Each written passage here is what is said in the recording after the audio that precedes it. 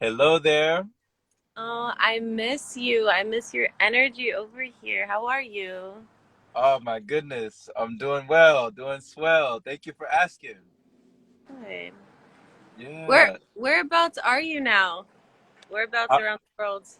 I'm in a small state called Texas. Oh, okay. Okay. Yeah, yeah. I'm in San Antonio, Texas. Nice. So you're Mhm. close. Any Yeah, plans to very come to LA? yeah, nothing but a hop, skip, and a jump away now. Okay. Hmm. Very cool. Yeah. And you're still in over there in Sierra Madre, or are you somewhere else? Pasadena. Okay, Pasadena. Yeah, Pas- really close to Sierra Madre though. I'm like borderline. Got you. Got Yeah. you. Got What's been going on, Zen? So much. Thank you for having me on. Hmm. I wasn't sure about like coming on today because I've been going through a little bit of a dip, just mentally and emotionally. And Mm. it's crazy because every time that happens, it's just like I'm learning how to, I don't know, do the things, that I need to do. And what Yeah. it's been coming down to and looking like for me is just like honoring my spirit, Hmm. because it's just crazy. Like mental health is such a big, huge deal, Hmm. and um, yeah, sometimes I let my mind kind of tell me things, or things get tough. But thank you for having me on because I think this is something that I need to do too. um, just Yeah. being like, yeah, just being Yeah. vocal about it. Appreciate the realness, Bianca. Thank you for being real and just in how you feel, you know, Yeah, because it's important. You're right. Mental health is important. When you say dip, what do you mean dip? because for me, it looks like I can go through, a good month, Mm. maybe even two, maybe even three, with feeling good and being inspired and like doing all the things. And then there'll come a time where it kind of just like takes over like a wave, and I feel alone and disconnected, like no matter what I do. Mm. And the reality of my situation in so many ways, I guess, kind of just like comes pouring in and it just takes me, you know? Yeah. Yeah. So so usually from what I've noticed, it's like it'll last, maybe a week. Hopefully not. Like I've been getting better with like just, kind of sitting with it and accepting my sadness, accepting my whatever is coming through, and honoring myself. I feel like that's the key thing that has helped me is when I sit in prayer or meditation and I honor my spirit, because that's the truth of my being, and that's the gift I was given to realize. And so when I remember that, it helps me to, maybe just get through my day, get through the moment. Mm. Um, Yeah. yeah, Yeah. yeah, but When it comes to honoring your spirit too, because that's important. How do you feel like, slowing down in that way and honoring yourself in that way? How does that determine how you deal with the dips? I think, okay, so let me see, let me listen to this question. How does it determine how I deal with the dips? Yeah. I don't think it's like a, like, what do you mean determining? I don't think it's like a determining factor. I feel like it helps me to work with it and to transcend it, Okay. because then we realize, like, in those moments that we feel our spirit expansive and real and connected on this other level with everybody and everything and the whole universe, like, then this truth takes over. And so sometimes it lasts, a moment. Hopefully it lasts like throughout your day. And um, I don't know. I think just the more that I come into that space, you know, the easier things will be. Yeah. Yeah. Yeah. Yeah. In the last month, what would you say has been one of the most expansive things for you? You know? Mm. spiritually, physically, just here on this like, well, right now I'm creating clothing brands, which is really beautiful. It's called Eternal Light. That's been super expansive because it's come from this space. Hmm. Eternal Light, truth is my identity. And so it's so, so special for me because of this exact reason. Like, I'm making kimono tops, so kind of like these, you know. Yo, Yeah, isn't this cute? This is not a that, part of this is mine. that has like almost like a like an Egyptian feel, like royalty. Doesn't it? I was feeling that this morning. I did my purple eyes too, and I was like, ooh. That's But like yeah, it's royalty. super cute. So, oh, my keys. So I'm making these kimonos, and they're all one of a kind. And I found this word called Ananta, right? So it's in Sanskrit, it means eternal. Mm. And what I'm doing is on every one, I'm writing a beautiful affirmation. So on my first collection, I wrote, I honor my power, I honor my being, I honor. So each one has its own beautiful affirmation. So the intention is when people put them on, because life is life. And I don't know if you're like me, I deal with a lot, you know, mentally, emotionally, and it's important for me to share that, like, even if we only get one moment, you know, to remember and to honor our spirit, to honor that space, like, you know, just it helps. And so I just want to be able to like empower, you know, women and soon men, you know, we'll see. I want to get into you know, children. I have a daughter, so I want to get into like children and men eventually, but right now that's what it is. Yeah. That's so cool. Thank you for sharing that. You know, Yeah, yeah. so cool, so cool. Your business, you know, kicking it in the kimono. You know, Hey. And you know what? They're so cute because you can like dress them up, dress them yeah. down, and Mm. yeah, very versatile. I love to. I love. And one more time, Bianca, you said eternal light, Eternal light. eternal light. And you said a truth. With what? What was it again? Truth is my identity. Truth is my identity. What inspired that? Well, geez. Okay, should I make a long story short? Hey, no, we got time. We got a little time. Okay. Okay. Well, I think I've talked to you personally a little bit about like kind of certain things that I went through, but I got sober like maybe 6 years ago. And when I went through that process, I hit meetings and I did all of that. But I was still like just dying, like hurting inside, and I still needed something, you know. And so I was searching for more of like a deeper spiritual kind of connection, and I came across um, the Kundalini Yoga Center called the Awareness Center here by my house. Yeah. I'd remembered being there like a few years prior and having like a really crazy experience. If you've tried or experienced Kundalini, then you know what I'm talking about, because a lot of the Kriyas could be super like powerful. So I went there, and I went there in tears, you know, kind of like fix me. My mind was racing all over the place, and um, there was a lot going on in my external life as well that I just didn't know how to. I didn't know how to cope. I didn't know how to. I mean, it was just like a really scary time for me. So, anyways, I walked in there and, you know, they greeted me with open arms, and I was nearly in tears. Like, I need something, you know, and they happened to have like a teacher training going on, which was perfect for me to, you know, the intention was for me to just come closer with myself, with my own spirit, get to know, you know, this space, get to know Bianca. Here, let me. Um, and I did that. And so part of that whole experience, there was this Kriya that was really interesting.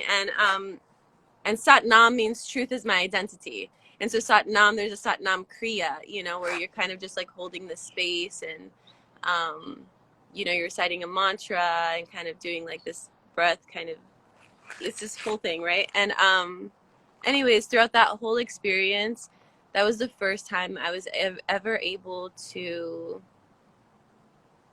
learn how to love me in a deep place, to connect to all that is around me, and to know that I belong. And for me, that's so powerful because that's my thing. Like I get into moments, you know, where I feel like I don't, like just so out of sync with everything around me. And um, yeah, and so that was the first time where I connected to, you know, the cosmos. I connected to the earth. I connected to nature and realized that I'm a part of it all.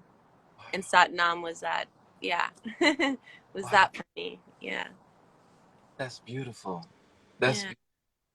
wow. You know, the only time that I really recall that feeling, just on a depth where I super like I felt connected with all that is, Yeah. I was in a park, Bianca. And this was after a long fast, one of the longest ones I ever did in my life when it came to dry fasting. Okay. So I dry fasted for 2 weeks and I was with a group of individuals. So it was no food, no water, like nothing came into the vessel. Mm. At a certain point, something switched and it was like it was so surreal. I got emotional, you Yeah. know, that I Mhm. never knew that that feeling was even possible. Yeah. So if you can recall, like being, like you said, connected to the cosmos, doing the Kriya, you know, Sat Nam, truth is my identity, and feeling connected to all that is, like, what was going on inside you? Oh man, it's euphoria. And I feel like that's why even today I love meditation, or I love taking that moment to honor myself, because once you start to feel that, that place gets easier to go to, you know? And so it's like, what is it like? It's everything. You know, I think that is what keeps me alive today. You know, there's something, you want to call it grace, you want to call it God, but it feels like an expansiveness in your heart, you know, in your whole being. Um, yeah. Wow, wow, Yeah, it's amazing. It's that's amazing. And so when you said dry fast, what do you mean? Like, were you just drinking water? no dry fasting. Yeah, like Wait, air, wait, like like nothing, nothing. no food, no water. No. Oh, no way. Wait, how Yes, did you live? yes. What? How did you stay alive? Hey, you know, we'll have to have another sit down. That's a whole nother conversation. That's a whole nother one. But yeah, that was one of the biggest ones that made me a believer, you know, a Mm, believer in things that I was not taught. yeah. In the beliefs that I had bought, that I had been taught, I realized that there was so much knowledge I didn't learn in college, you know? Mm, You know, so that pushed me beyond the barriers of belief that allowed me to realize a whole new realm in my reality, you know. So thank you for asking that question, because I still look back on that moment, and you know, you have those little moments where those pocket realizations, the little things are the big things, you yeah, know. yeah. So it made a profound impact, and I thought I was going crazy because I was like you said, you know, you were concerned just now. You're like, how did you survive? How is that possible? And I was looking around like, how am I the only one out here that knows this is possible? You know, like why am I the only one that knows it? You know, like That part. Hey, wait a minute. Okay. I was looking around like, am I crazy? You know, like what's going on? Like, have I been living a lie my whole life? So really expanding. And you know what you said earlier, I love, because Bianca, when it comes to the power of affirmations, Yeah. affirm something, like you said, eternal, you know, writing eternal in Sanskrit on your garments, you Mm. know, these royal garments that you're making, Mm. kicking it in kimonos, right? And when Mm-hmm. you write it eternal in Sanskrit and different affirmations, what do you feel like has been a role that affirmations have played in your life, and what is the impact you feel that they've had on you?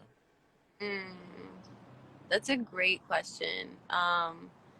And because before I was kind of a person who could be like a little on the sidelines, you know?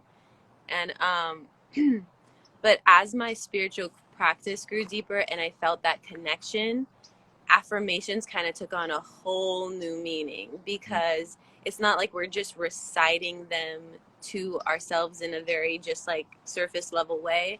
It's like you sit down, you do your breath work, you get right, you get into your meditation, and then you recite them into your soul.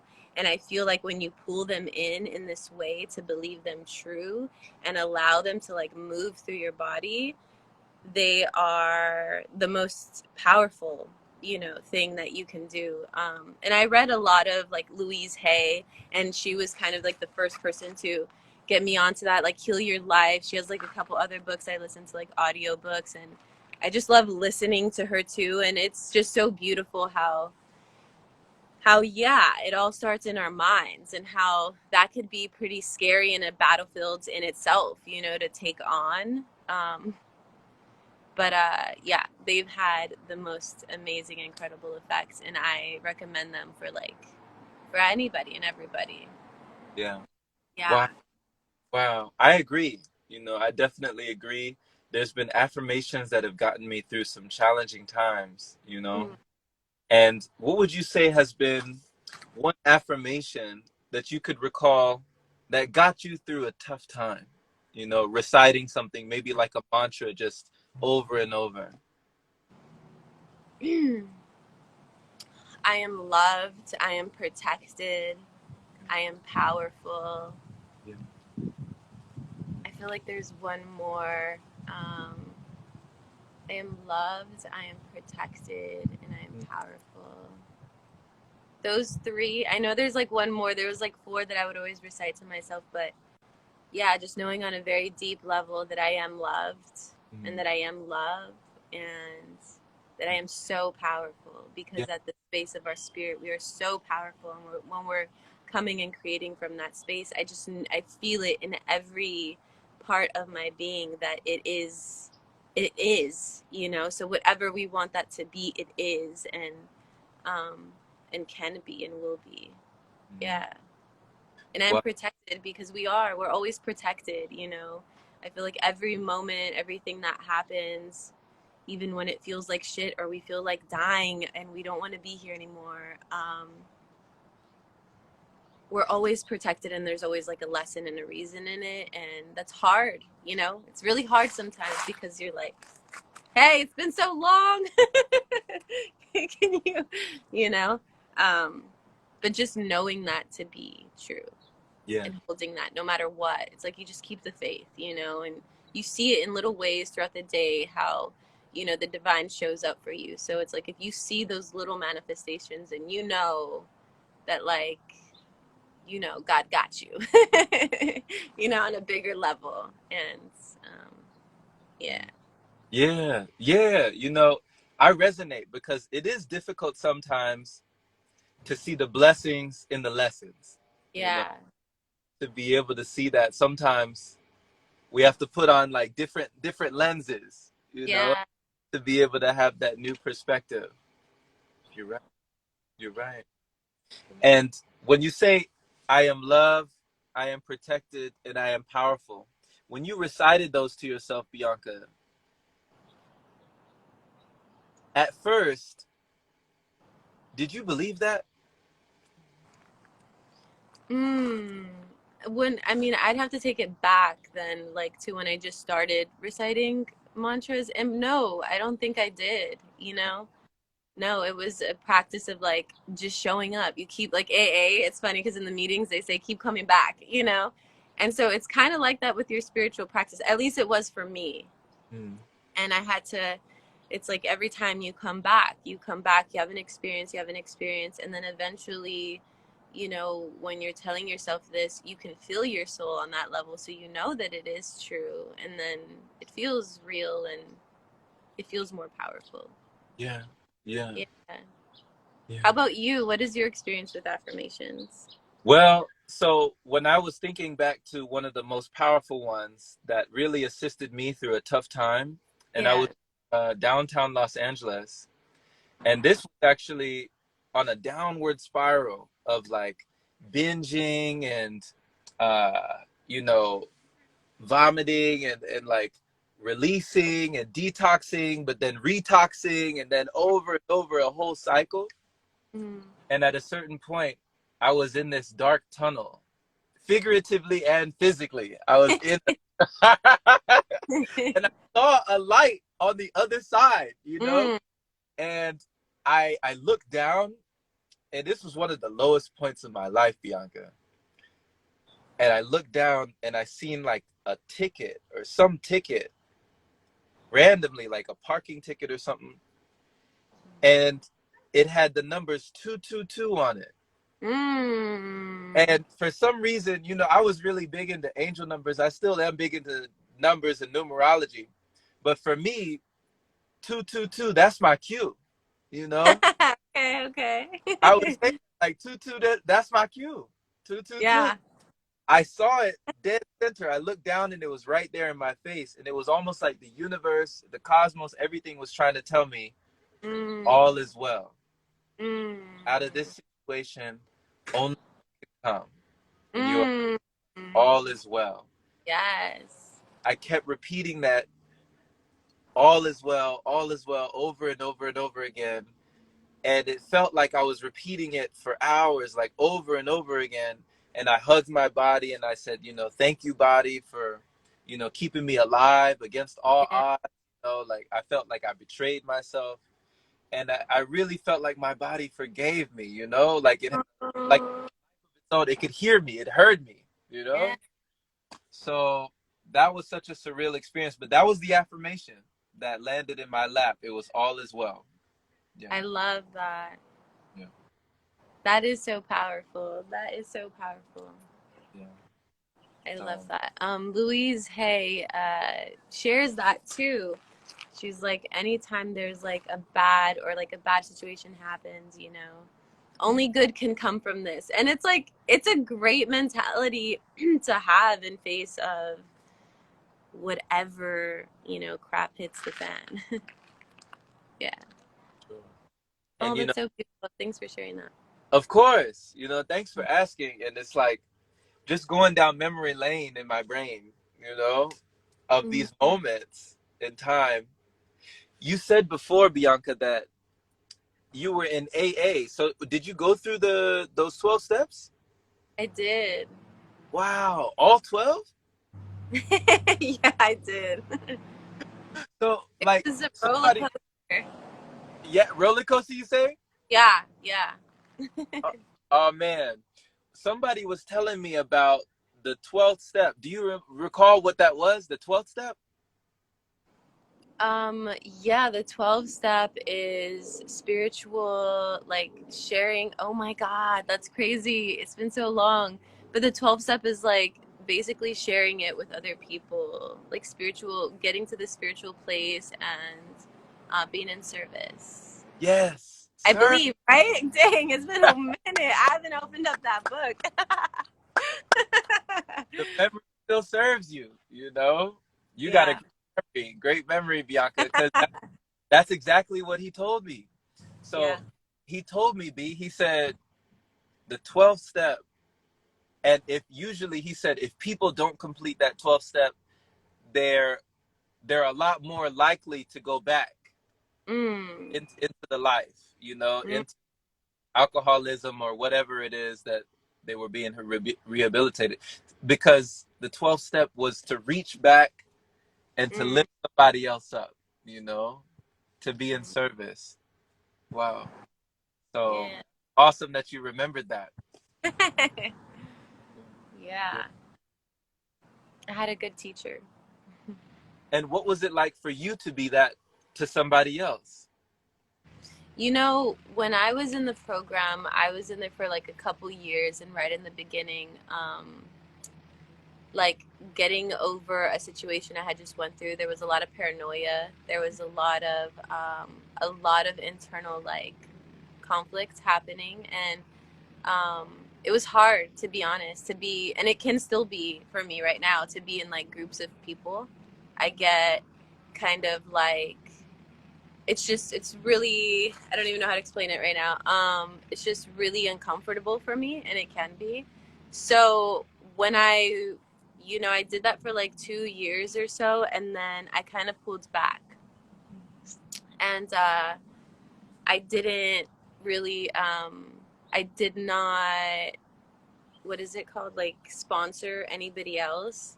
I didn't feel like that's what I wanted or could do. I think just with my kind of own mental health and my own mental things going on, it was not a place that I'm like trying to word it, because I know it sounds so fucked up to somebody who is in AA and they have everything and to say about it, but for me it just wasn't what I wanted to do.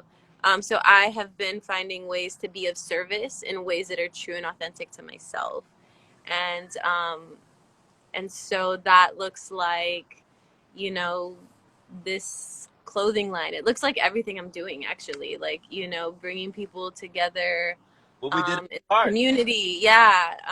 That it looks like that. I really want to. For me, it's important to create a space where, like, it could be all about coming into ourselves, to getting to know ourselves, to learn ourselves, so that we can be authentic to ourselves and express ourselves from this space. And yeah, so that's why I loved, kind of the spiritual side of it, like the Kundalini yoga and everything like that. It definitely had its place, in just taking inventory of your life and making amends. And there's like some huge things and steps that you move through in the program that that really helped me, and that still help me today. Or I'll go back to little tools and stuff. So Nice, yeah. nice, nice. And I have to vouch for you because you are definitely in service. You're definitely for the people. You're definitely Mm. the cause. Bringing people together in these social environments, having human interactions. Up close and personal in the flesh, like we did in Memorial Park. You know. It was so amazing. I loved that. Yeah. Yeah. I love that you came out and joined us too with that trap chi. That trap chi was out of this world. Yeah. Yeah. Yeah.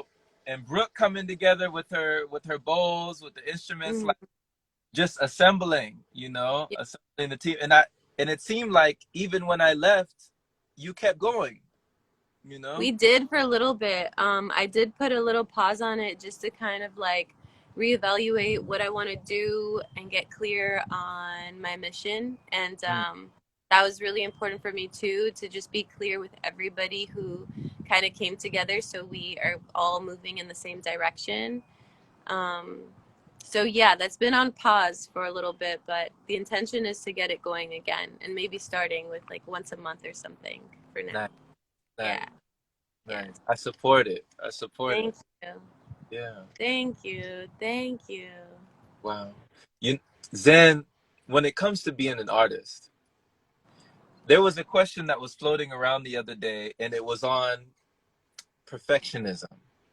Because a Mm. lot of people deal with perfectionism on many levels, being a perfectionist, having needing things to be perfect.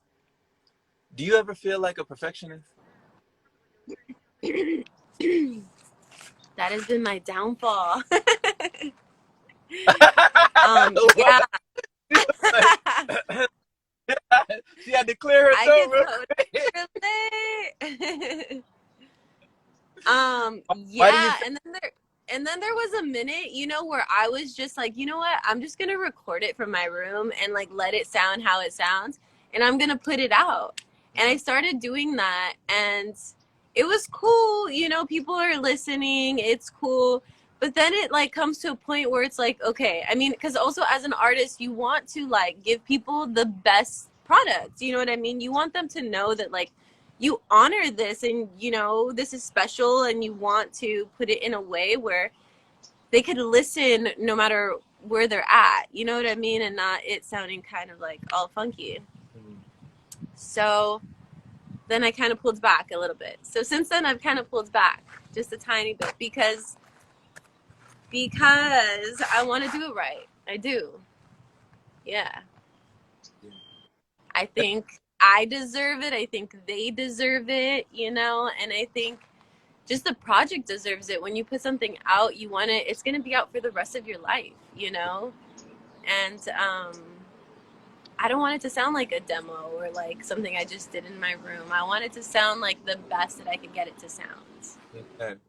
Yeah. Okay. Yeah.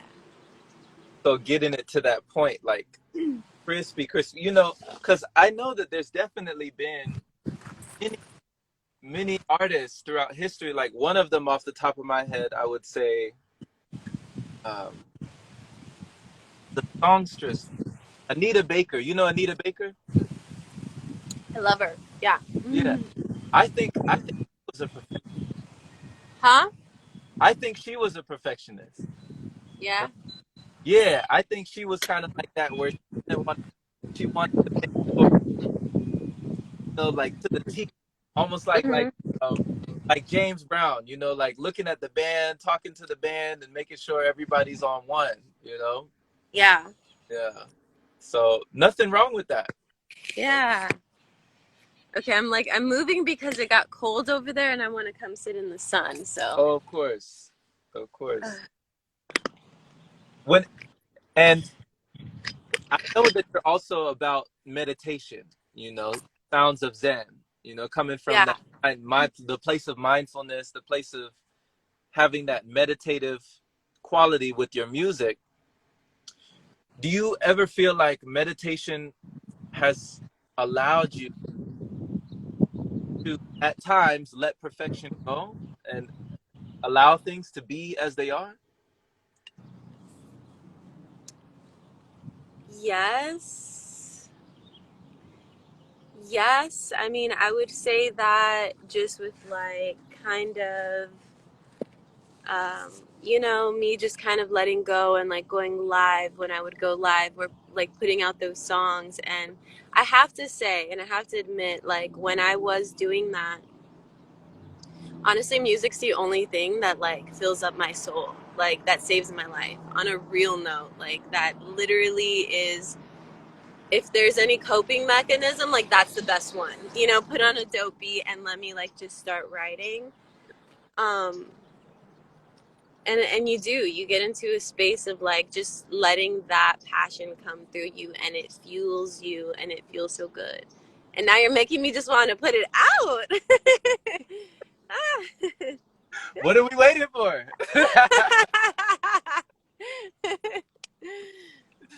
You know? Yeah, yeah, I guess in my brain I'm like, okay, so I'm starting this line and it's going to be a way to generate some income as well. And um, it's not going to take much money, you know, and so if I could just use some of that, let it fuel my music, and you know, invest some money into like recording at a studio and getting it done right, I think it won't be too long until I'm able to drop like another project. You know, I have so many songs that are like kind of packaged for my next album. So Right. yeah, Right. it's either do it that way or just like do or just put them out one by one. And like I said, I mean, I really do want to have something that like I want to get records made, you know, like old school records, and I want to have my records and I want to be able to play them and like just remember that, you know, when I'm old and wrinkly and sitting on my chair, I want to be able to see what I did, you You know. have visions, of that, of being I did just right now. in the rocking chair Yeah. With the record player. Mm-hmm. with the little. One of my eternal light garbs. Oh man, you know, you bring a curiosity to my mind, Bianca, because when we're talking about the times when we feel the outcome is income, and in your creative process, there was a quote somebody put on me one time, and they said, "When you allow your passion to become your purpose, it may one day become your profession." You Mm. know? So, how do you find that balance when it comes to following your passion even when you don't see that profit. I think that when it's passion, you have to do it. It's what saves your life. So you do it, you know? And yeah, and it keeps you going. So it's giving to you. It's already giving to you. It's already paying you, you know? Wow. It's payment already. Yeah, it is. Like, it's a beautiful experience that you get to have, you know? It's a new part of you you get to discover. Like, that's amazing. Nobody could give you that. Nobody could pay you, you know, money for that. That's something that we give ourselves Wow. through whatever it is that we're doing. The gift that keeps on giving. Yeah. Yeah. Yeah. Oh, I love this. You know, they say the secret to living is giving, you know? Mm. And it's really important to note these types of things because from what I'm getting from you, Bianca, is that passion is almost its own reward, Mm-hmm. you know? Following that is its own reward. It's a reward in and of itself. That's what it sounded like to me. It is. And you know what's so crazy when I think about it is that there was a time where I didn't have this like even luxury of knowing like, yeah, I'm a singer. I like to write. When I write, my soul lights up. Like I feel good. When I sing, oh my God, like I'm experiencing things that I can't really explain, like this connection. And yet there was a time when I didn't know that. You know what I mean? Or how like just living, I don't know, sometimes I feel like I'm the only person in the world and that's what makes me go crazy. But like I know there's others too who suffer with like addictions, you know what I mean? Or who are stuck in depression and who are um stuck in resentment, and like that blocks you. It blocks you from being able to discover what is already inside of you, you know? And to me, that's crazy because, I mean, if we could even just challenge ourselves to like a couple weeks of eating right or a month, you know, like challenge ourselves to like these simple things that, I don't know, may be hard or like, I don't know. Yeah. At the time, I guess, or wasn't around or enticing, but like these simple things, right? To like cleanse our bodies, cleanse our minds so that we can come into this realization of like, what we like to do, what fills us up, you know, as human beings, like instead of living in, you know, drama and thriving off of that and never getting to really learn yourself or know what like turns you on in a real way, not just like some guy in bed or some girl in bed, you know, but like what turns your soul on. Like that's beautiful.